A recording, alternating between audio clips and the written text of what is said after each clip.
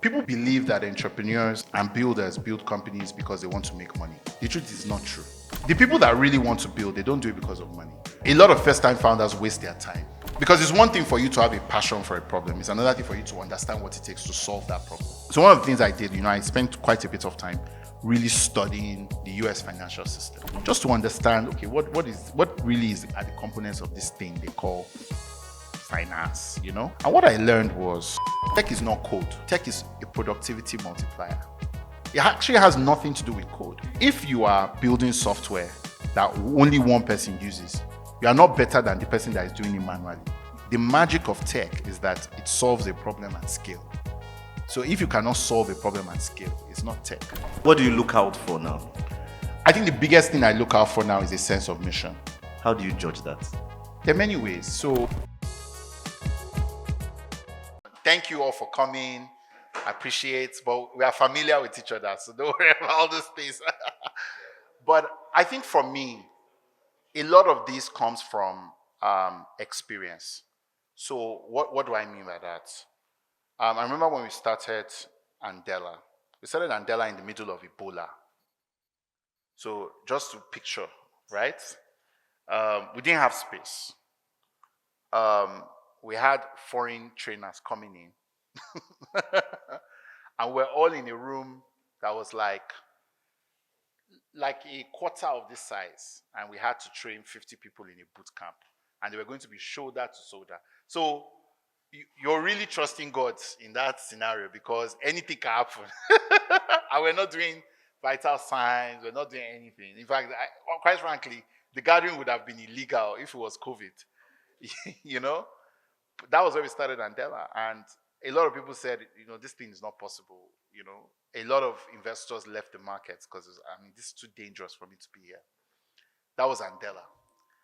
Flutterwave, we started right after Buhari came into power. And he just did TSA. Mm-hmm. You understand? So he basically, 40% of banks' deposits left overnight. For one particular incident I remember, the exchange rate was doing yo-yo at that time. I think that was the day it went from like 300 to like 600 in black markets overnight. I remember we're trying to buy some, it sounds like good times, eh? But I remember we're trying to buy some computers or something, and we had to pay Forex, and we had taken the money, and we had changed it to Naira so we could buy it because we're buying it locally or something. And then it turned out that by the time we got the money transferred the money to the supplier, the guy came back to us and said, this thing cannot buy the laptops the laptop anymore. Wow. That was the context for Flutterwave. And then we started moving in the middle of COVID. So, and one of the things you just learn once you've gone through these experiences again and again and again is that, me, I call it God. I don't know, you can call it whatever you want, but God just has a pattern of dealing with you when it comes to building new things. And it's precisely in the moments when normal people are like, Ogbeni, this is not the time for play, that God is particularly telling you that, look, it's time for you to go and do it. So I'm excited because, if once you've done something, when you put on this agbada 20 times, you don't need to know where the sleeves are. Exactly. You understand what I'm saying? So that's how it is. It's just like, this is now the time. So, for us, while everybody is running away from the market, we've deployed $7 million. Within which market? This market. Nigeria? Nigeria. Except one in Kenya. All Nigeria. We've deployed $7 million. We've written our biggest checks within this period. This year. Yeah, this year. Just this year, not this year. Because we closed June. Our first close was like June 2023. So within the last year or so, we've deployed $7 million. We still have another $30 million to go. We're writing 250K checks, 500K checks. We're writing checks while everybody else is running away. Of course, the benefit is that we're getting incredible deals. Okay, but what are you seeing that others aren't? So what I see is that for the first time, the one part of the equation that wasn't working actually works. Which is? Government. That's an interesting. Yeah, it's government. You literally are not going to get a better minister. I'm not saying this because he's my mentor or whatever. The truth of the matter is, if you are listening, you're not going to get a better minister if you're in tech than this minister. And sure, he's not offering you money, but he's very focused on the things that really matter. And for me, if I think about my two biggest problems is markets and talent. Markets, not enough people have internet connections. And he's pulled together this $2 billion fund. They're putting satellites in every local government. I mean, the moves are incredible. I can see, I'm working with startups that are taking advantage of those advances. Then, talent, 3MTT, right? Yeah, that has been Like, that's very incredible. interesting, Basically, right now, in every ward and local, I was talking to Francis, who runs 3MTT. In every ward and local government, you have somebody who is learning tech. So you can do anything. You can hire from anywhere in Nigeria. For the first time, you can cover all 774 local governments. No questions asked. Interesting. Do you understand? So you're not going to get and you know that he would, like, he's not crazy. Yeah. You sort of know I guess maybe that's where I have proprietary knowledge. You sort of know somebody for 10 years. You know the limits of their crazy. Yeah. So I don't think, for me, I'm trying my best to deploy as much capital as I can before they come and announce something. Because, Abuja is crazy. Yes, So I mean, I I'm understand trying to deploy as much capital as I can. I mean, but coming back to the very topic of our conversation, right, Yeah. which is building from Nigeria. Yeah. I mean, you've built, like you just alluded to, a purely tech startup, Flutterwave, and you've also built tech-enabled startups like Andela and Move, right? What would you say is the difference of building these two? So I would say Flutterwave looks like a purely tech startup, but if I can share some secrets, and I don't know how the business is today. I've not been in the business since 2018, and I'm also not a shareholder anymore. I sold in 2021. But if I can be honest, I think when I was there, my top 50 customers represented about 75% of my traffic. Now, what was I doing for those customers? Consulting. If I can be honest with you, I was helping Uber integrate their payment systems from country to country. I was helping immigration collect payments around the world. It was consulting. The 1 million customers was advertising. Do you understand what I'm saying? So when people say that it was tech, I didn't feel that way. You understand what I'm saying? Now, does that mean that tech businesses are bad? No. But I feel like there are practical limits to, at least in my opinion, there are practical limits to techifying everything. At some point, you just want to solve a problem. And for me, I also hated the fact that the barriers to entry were so low. I'm not a big fan of competition. I don't like it. Now, I'm not the kind of person that will go and block other people, but I'm also not, I don't like to compare. I don't like traffic. I never play in traffic. So I went for industries where the amount of work required to come and compete with me was not possible. Right? So I was very happy to leave payments because the amount of work required to compete with me was just get a license from CBN, which at the point we had written the rules for everybody. So there was no point. When I was doing it, there were no rules. It was just interswitch, us and Paystack. But by the time I looked up, opened my eye, everybody was building payments. So I was like, I mean, that reminds me of something Charlie Munger says. He says, I don't invest in anything that's not a moat. Yeah, it doesn't have a moat. Yes. So when we went to Move, well, first of all, you have to be able to get to the car manufacturer to get the 20% discount. Then you have to get to the point where you can deploy 10,000 cars, 5,000 cars. So I was like, yes, I will not see my mates around here. You understand what I'm saying? I will not see my mates around here. This one is hard work. It's like you are moving, you are doing work that, And for me, I'm even now, in terms of what we invest in, people are always like, what are you investing in? You're not doing any of the popular deals. We don't see you there. We only see you when they are raising Series D. And most of the time, the real truth is that maybe we just negotiated pro rata, and now we're just using that one to collect some fees. It's not like as if our own money is inside like that, And, till now, I mean, my best performing company is a company that does film studio. So like people want to use their houses, lease their houses to production companies to shoot film. Your best performing company. Best performing company. It has nothing to do with Are you saying based on revenue? No, based on percentage or based on percentage I own, revenue, everything. My best performing company by far is a company that helps producers to find places to film. No. I'm telling you, it's not nothing to do with no. I swear. You know me, I don't lie to you. That was my commitment to you. I always tell you how it is. Yeah, but I mean, like, I saw you recently. You wrote a post on LinkedIn where you spoke about you alluded to this. I and my co-founder Solomon, one of my co-founders Solomon, were having this conversation and we were betting that it was Move. Well, Move was last fund. So, see, everything you are saying about Move, we have done it. We have cleaned out. We are done. It's not like that work was done in 2020. Okay. Do you understand? So you see people that are now seeing it. We are finished. We are finished.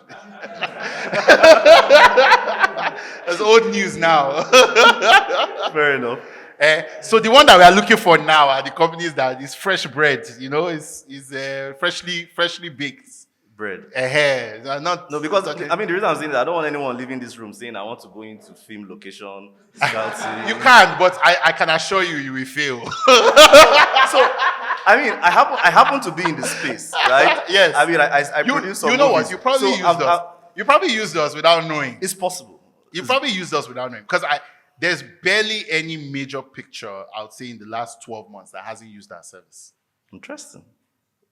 They may know, they may not know. Because you don't know where your Grekis are. No, I mean, I don't know. You don't know anything about it now. Yeah. So those are the kind of businesses I go for. The ones where the Oga does not know what's going on. So after doing payments, you have to be sitting down with bank CEOs every day because money is flowing, Since then, I don't want to be dealing with the high and mighty of society. I like to serve drivers. I like to serve, your production manager, those are my customers. The bank CEOs and others. It's too many waiting in the lounge. Wow. Okay. I mean that's very interesting. I mean, but going back to the question a bit, there was an aspect, right? Because what I did was when everyone registered, I asked them to ask questions. Fantastic. So from there, I just kind of syndicated. Absolutely. But we'll still make it open to the crowd so that everyone can participate, right? Yeah. So basically, what the person was trying to allude to with this question was talking about the fact that he feels the person was trying to make an argument from the tone of voice, and the person felt like in Africa you can only build tech-enabled businesses, you can't build purely tech businesses that will work. You know what? And they were trying to allude that to the fact that Africa is still an infrastructure stage of development. What would you say to that? So it's not that it's false; it's actually fairly true. But the question I always ask is, well, first of all, it really depends on what you're trying to do, right? And let me use a practical example, right? Is Move tech or tech-enabled? It's tech-enabled. Okay, fantastic. Now, let me expose a little bit. Let me pull back the curtain. Okay.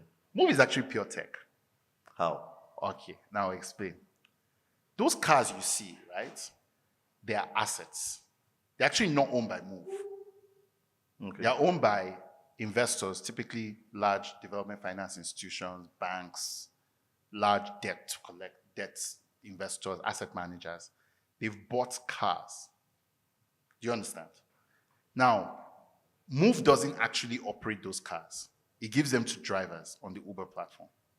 Okay. You understand what I'm saying? Now, the Uber pays Move, right?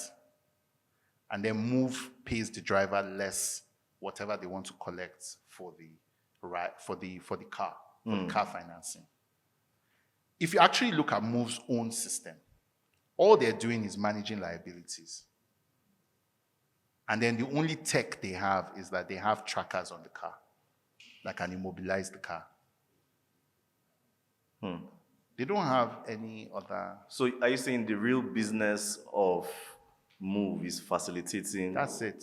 It's just moving money, moving asset-backed finance, keeping track of this car, how much has been paid, how many rides has it done, how many more rides does it need to do. It's tech. So, I mean, I'm sure it's tech, but it's so integrated into the tech-enabled that people don't know the difference. Yeah, I mean, I think what the question was alluding to was the fact that really you just can't sit down behind your computer and code. No, but that's true for any business now. Yeah, exactly. I mean, what business is it? Even if you're Google, right? You can't just sit down behind your computer and code. Yeah. You understand? Google, as techy as Google is, they still have people that go out, collect data. They mapped the whole world. You understand what I'm saying? They, as techy as they are, they had to still go out there because, and this is the important thing about tech. Tech is not code. Tech is a productivity multiplier. It actually has nothing to do with code. If you are building software that only one person uses, you are not better than the person that is doing it manually. Do you understand? In fact, your system is more complicated. It actually is not a good system. It requires me to charge my phone, which costs me money, to buy data. But so if it's not improving productivity, then why are we here? So that's a big misconception a lot of people have, where they think that tech is the same thing as code. It's not the same. The magic of tech is that it solves a problem at scale. So if you cannot solve a problem at scale, it's not tech. Okay. So I mean, are you still invested in the fintech space though? I've soured on it, and I'll explain why. Because I feel like people ignore the hard problems and just try to build another Flutterwave. And I'm like, there's already one. There's no need. I mean, but should that discourage someone? It's not that issue, but you need to have a unique take. You understand what I'm saying? Flutterwave is not the best payment company in the world, even in Africa, I would argue. But it's there. So if you're going to do better than Flutterwave, what are you doing differently? And most people truthfully cannot answer that question. They say, oh, the market is big enough for everybody. Okay, fine. Go into the market. It's not that I'm saying that people should not build it, but if that's what you want to do, then I'm not looking to solve the same problem 10 times. That's not what we need. There are other problems in the ecosystem, right?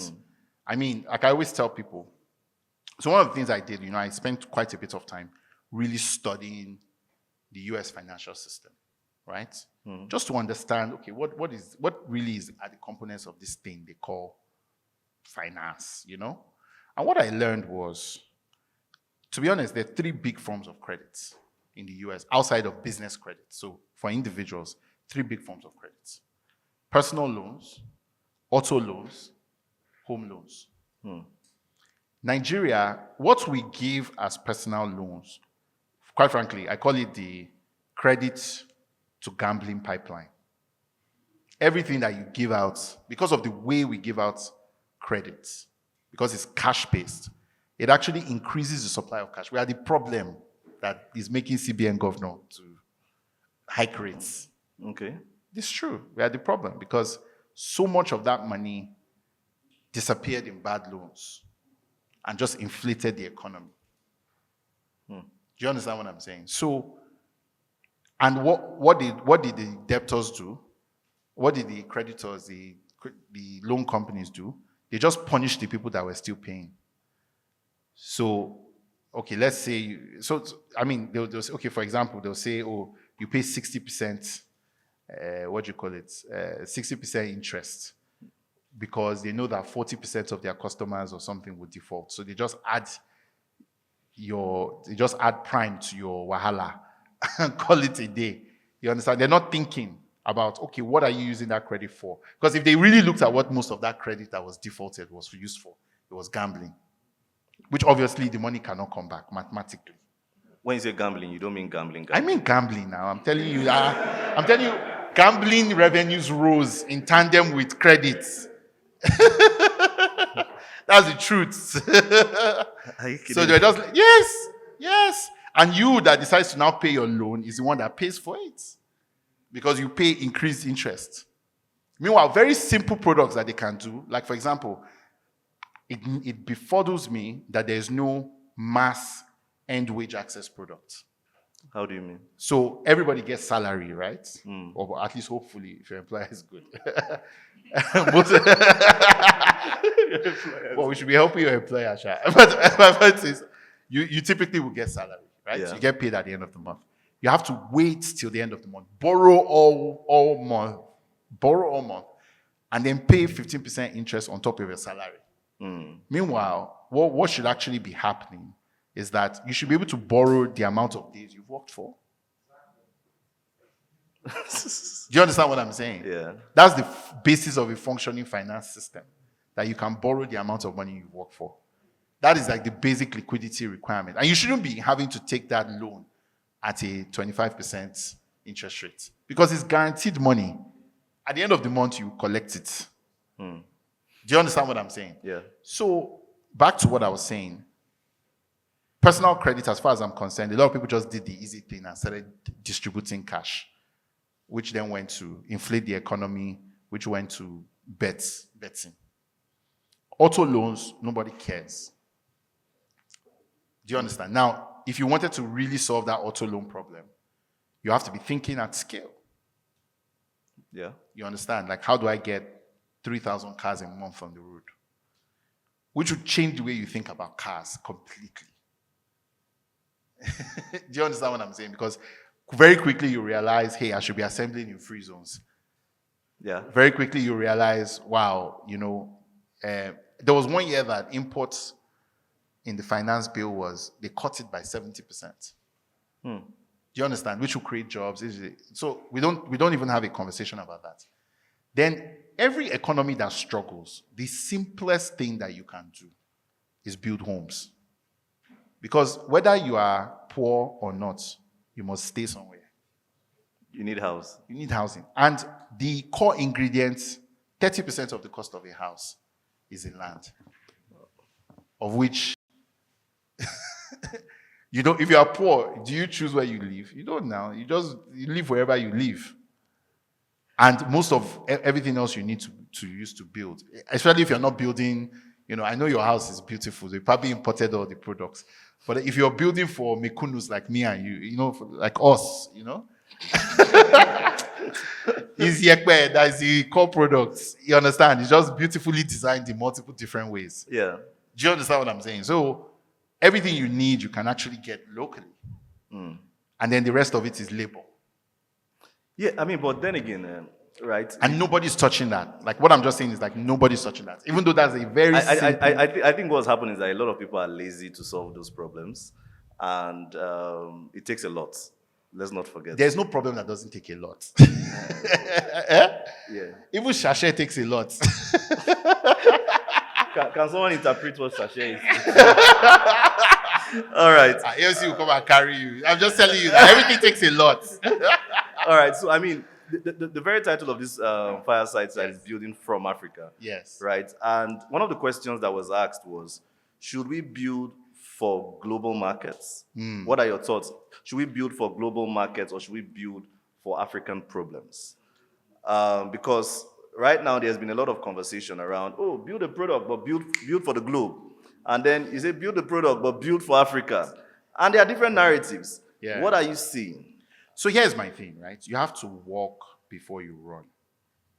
And that's what people don't really understand. So when we say build for the world, we're not talking about somebody that just started. I don't know if you understand what I'm saying. Because, the world is a competitive place. It gets more competitive the higher you go. Yeah, the higher you go, it gets more competitive. So why build? If you've not attained the level of excellence that's required to build for the world, why go there? Start where you are. Build for real problems that you have around. Do you understand what I'm saying? Start from building from here. There are a lot of opportunities that people are not even touching. A lot of opportunities. And I feel like, sadly, the VC money of the last 3-4 years maybe distracted us a bit because we started building for investors. I mean, I call it entrepreneurship as a service. Entrepreneurship as a service. Who is paid? The VC now. No, but well. We are building our pitch decks to meet the VCs. Because your work is to invest now. No, who said? So we'll give you the startup to invest and you give us money to flex. You invest, I flex. Yes, you invest, I flex. I don't know the VCs that you're talking to, but But I mean, I hear you. But if that's what you want to do, that's a no. To be a hustle. But for me, I care about return. Sadly, for good or for bad, Yeah, I really want to return capital to my investors. So what that means for me is that I'm typically spending a lot of time trying to find out what problems are real and what problems are imagined. Do you understand? And if you're building for real, what's an imagined problem? There are a lot of imagined problems. Financial inclusion is an imagined problem. Anybody that wants a bank account can get one. It's actually not a problem. The problem is the money to put inside the bank account.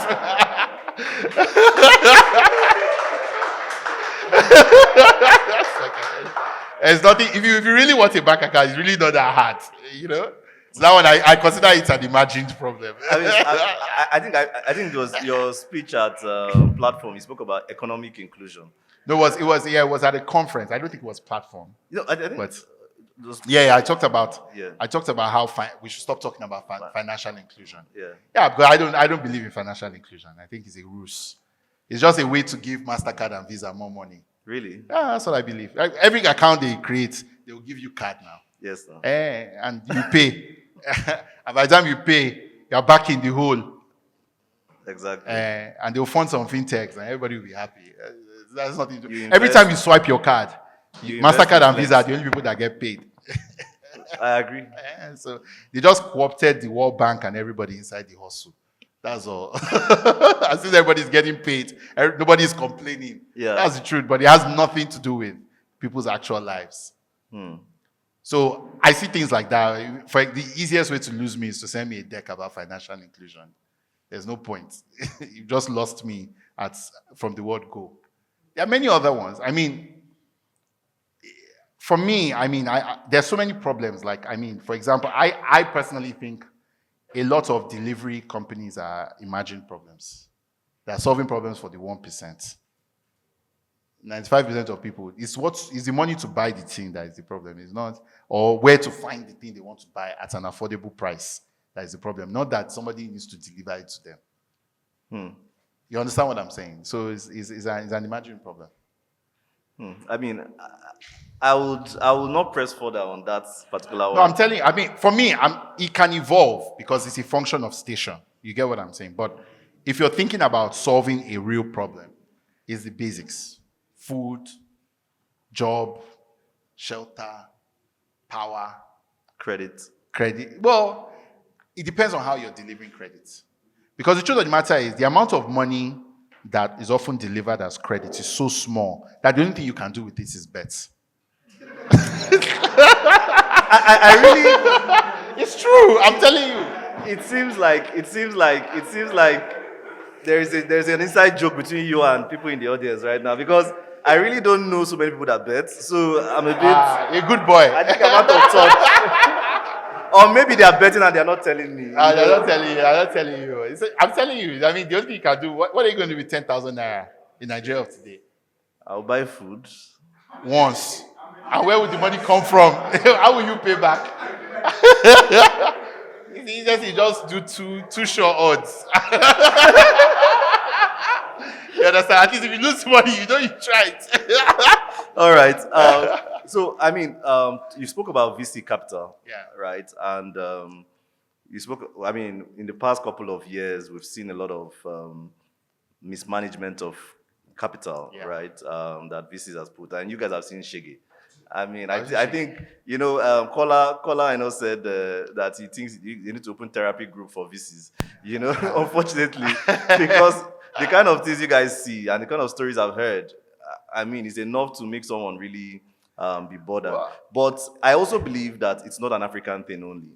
So that's what I always tell people. I say, look, the business model I was telling you now, right before we came in. Like me, I'm actually very, maybe it's just my style, right?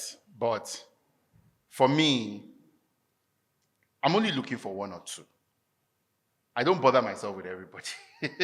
You understand? I can invest in 50, whatever. I invested in the last fund, we did 85. Yeah. Right? But one company covered everything. One company and gave me like change. One company's return. Yes, one company's return covered everything and gave me change. Okay. So I don't need more than one or two. And very quickly, I'm actually looking for reasons to drop you. What do you mean by drop you? I've invested, but I'm looking for reasons to just these guys as OT, OTE, you understand? Yes. So I'm looking for it. So even in this fund, I mean, I can be honest, the investments I've made, I won't answer their calls again. That's the end of the money. I've written it to zero. I'm gone. Yes, as I gave the guy, the problem is that the way money works, one is an interesting spirit. The way money works, it reveals character. So by the time you've given somebody money, the guy doesn't call you month one. Month two, you are the one calling the guy, asking the guy how far on that team, how far on this one. By month three, you know what we do in our fund? We actually tell our investors that these ones, they are done. Oh. So this money, don't expect it. It has gone. I'm telling you. Oh, till Lord. So if you see any money, and you know what? You know what that helps me with? What? It allows me to sell early. So everybody's still hyping the guy because the guy has gone to conferences, the guy is chilling, the guy is everything. In our mind, we're like, if we get our money back, well. So some other VC who has been conned will now come to me and say, oh, we think you're a bother on the cap table. The guy doesn't know in my heart. I'm thanking God. Because I realized that this guy is not in this thing for mission, right? The guy has his own agenda, and it's not what I'm trying to do. So what are you saying that startups have been doing wrong right from when you started out? And what founders have been doing wrong, and what do you think that they're still doing wrong? It's almost like you see them and it's like, you guys don't still get it. What is that? So the biggest thing is forgetting their customer. And it's like the most obvious, but the most, people always say they don't do it, but every time it's almost like you just see somebody and the first, I'm sorry, I'm not criticizing anybody. I'm not on Twitter again, so people can abuse me. But the first sign is they move away from the country. First sign. The moment they just pack their bags and they are going, they are delayed. Especially if they're running a consumer business. I'm like, this one, let's just write the thing down now. because imagine you're serving somebody, the guy's needs are evolving. You don't know. You don't know. You have no idea. You don't know that the guy no longer wants what you thought he wanted 3 months ago. He has a new need. You don't know.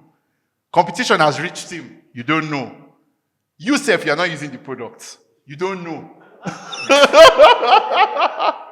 You don't know that the product is not working again. I mean, that's I've seen it. It's not like I'm the one that would tell founders, hey, you have a bug. Or I tried the product today, it didn't work. If I tell you that 1 time, 2 times, 3 times, and I don't see contrite heart and everything, I just write it down, right? I mean, but what can we do to fix this though? You can't fix it now. See, the problem is that it just reveals your intentions. Did you entrepreneurship as a service? And the problem with entrepreneurship as a service is that that's not the service you sold me. Because me, I'm not doing entrepreneurship as a service. I'm looking for return as a service.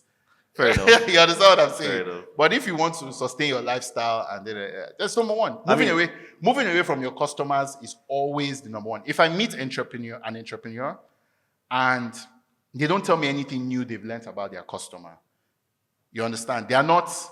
They can't tell you what their customer really wants. Do you understand? They can't.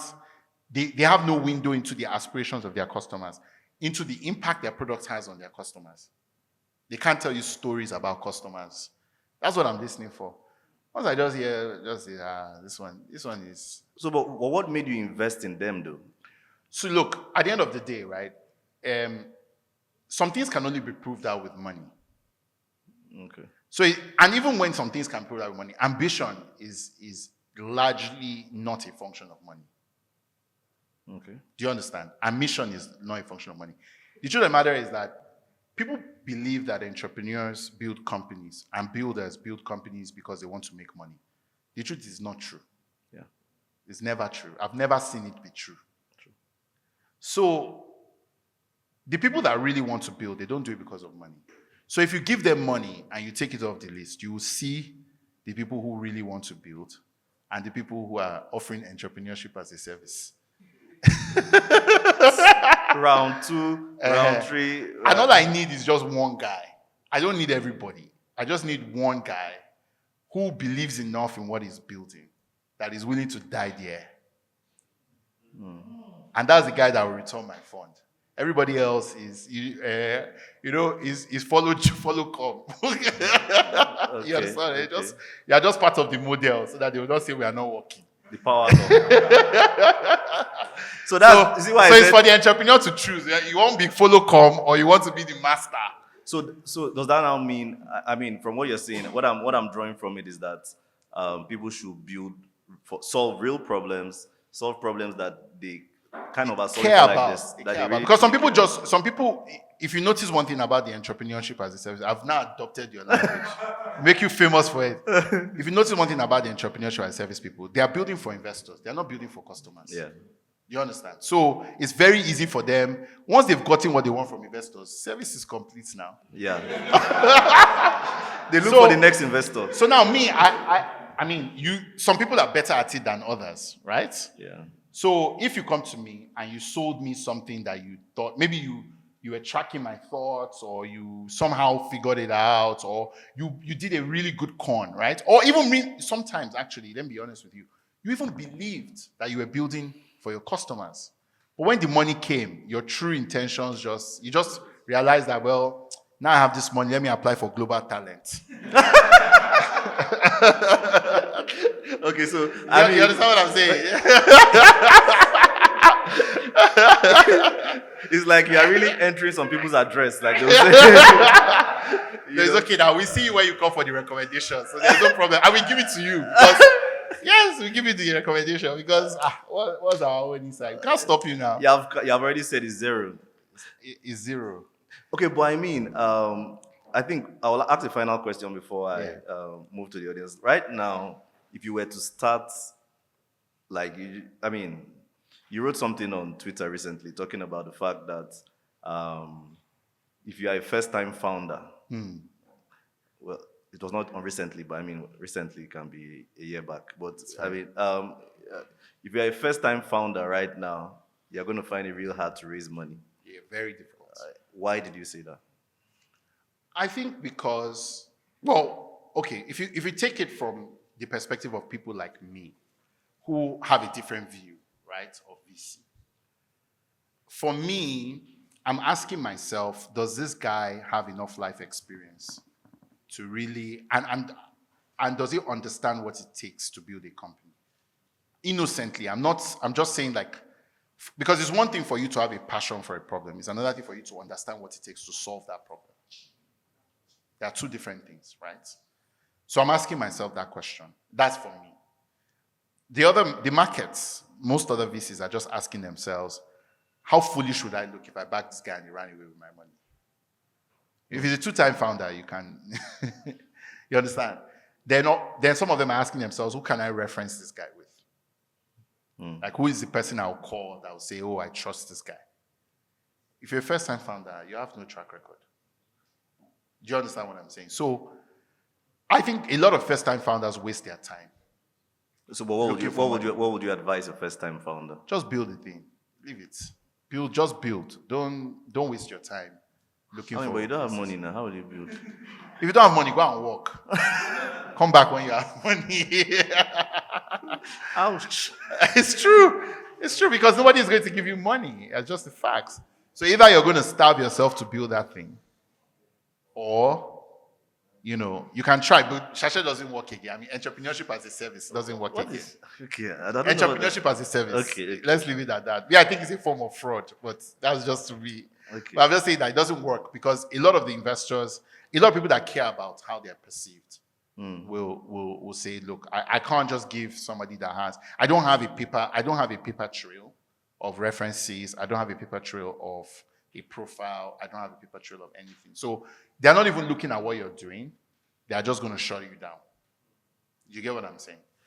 And then even if you're talking to people like me that genuinely want to listen, right, and really understand, my own question is more of, let's assume this guy is actually telling the truth and he really wants to build something. Can he demonstrate a sense of judgment? You understand? Because some investors are suffering because their money was missing. Actually, that's not usually my biggest problem. Their money was missing. I mean, like founders took their money and ran, like what Kola was saying, right? I usually am not bothered because I'm not really looking. It's not really a bother for me if you take the money and run. So are you gambling too? I'm not gambling. I'm not gambling. I'm banking on human nature. I love that. It's different because for me, what it is that I'm not gonna just give you money anyhow, right? I'm betting on your sense of mission beyond that money I'm giving you, because that's what will make you take that money, keep your salary what it is, and then continue building. I like the fact you spoke about salary. No, it's just the truth, right? Like, there's so many indicators of when somebody has lost it, but there are things that you cannot test until the money. Because when you do the business model, you think we don't see. You put that you're going to pay yourself nothing. We see all those things now, but when the money enters the bank, everything changes. Reality is different. I mean, but with all of a sudden, people are buying houses, renting VI flats, So we see all those things now. So I mean, with the way, with the kind of experiences, with the zero checks you've signed, written off, right? Obviously, I'm sure your judgment has also been getting. Oh, yes, and that's the beautiful thing about our business. So what do you look out for now? I think the biggest thing I look out for now is a sense of mission. How do you judge that? There are many ways. So it's actually the easiest thing to judge. The first thing is you listen carefully to what they say. So I was showing one of my colleagues a pitch where I knew the founder was doing entrepreneurship as a service. So I said, did you hear what he said? Did you hear what he said? Did you hear what he said here? Did you hear what he said? I would just put myself on mute. And I just tell her, you see? So there are cues, there are words people use.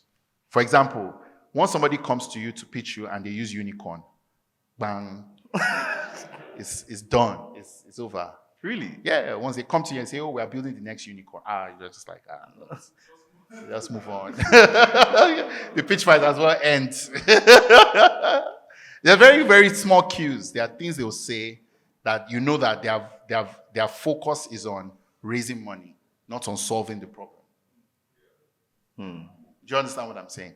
Then there are other cues that you can use. So you reference them. So if they have no work experience, no depth, no networks in that industry, obviously, if you want to really solve a problem, you have to know the people you're solving a problem for. Very true. I mean, someone said it's product market entrepreneur fit.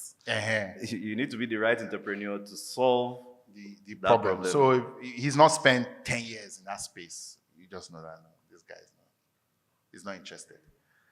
Yeah, I mean, many of the guys that we back, they've lived this thing for 10 years, 5 years, 6 years, 7 years. They've spent their life maybe working for someone else.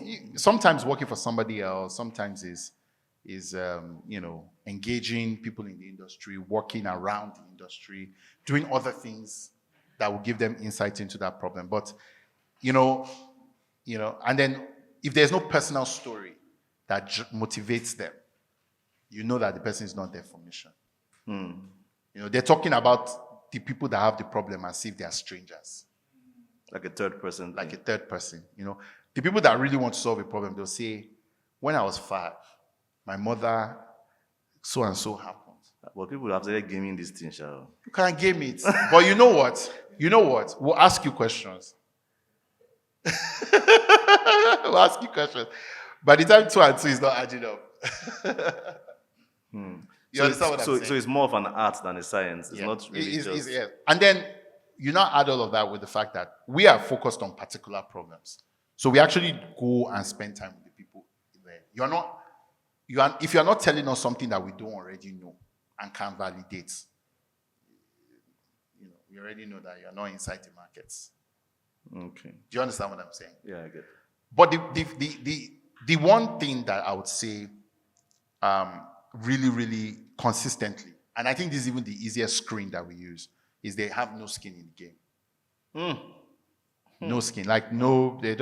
They've started a company, they've not even put any money down, they don't have a team of people that can build, they have no leadership skills, they want us to give them money to build, then they want to pay themselves, so they have no skin in the game, nothing. So that's the easiest screen. So that one, within 5 minutes of listening to the pitch, you already know that you're not doing the deal. You understand? Okay. The others take time to uncover because they require keen observation. Yeah. Not just being excited. So you can't be gamed. The thing about these things, you can't be gamed. And the beautiful thing is, by the time like us, you've invested in 110 companies. You've seen different variations. I've seen more variations of the game than you have. Yeah. So I know the ways that you can try to scam me that you have not even thought about. Okay. You understand what I'm saying? So you have to teach me something new, you have to be at a new level. I need to have done it 110 times. You have to have done this 110 times. I'm coming.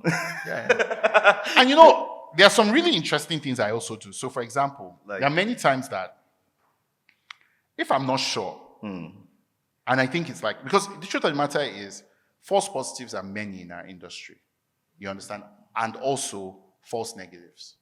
So in the sense that the guy looks like he doesn't have a clue, but he does. But it's just that the idea is a bit outlandish. So people haven't actually sat down to listen to what he has to say. So we see that a lot. Okay. And sometimes, especially if it's an area I'm trying to learn, I actually just use my money. How? I just take money from my bank account and I send it to you without any agreements. Not from the fund, from my own personal bank account. I just say, okay, take 5K. Let me know how far. You say, okay, what do you need to do now to launch? Well, I need to do this. Okay, it sounds plausible. You know what? Take.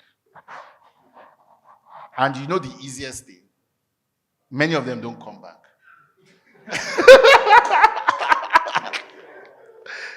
They don't come back now because they never actually get to execute. So the excuse is gone. Do you understand what I'm saying? And they don't come back. That's why a lot of these fail. I just laugh because they probably came to me sometimes and I just tried. I just say, okay, you know what? I'm very early too, right? They just come and say, oh, you know what? I don't know. I don't really understand what you're trying to do, but you know what? Let me encourage you. Yeah, take this money. I don't need any agreement. I don't need anything. Just keep operating. Let me know how it goes. And next time I hear, they've raised the whole round and they didn't come back to me. I say, well, And the sad thing though is that some people will now go and say, oh, he backed me. I say, backed?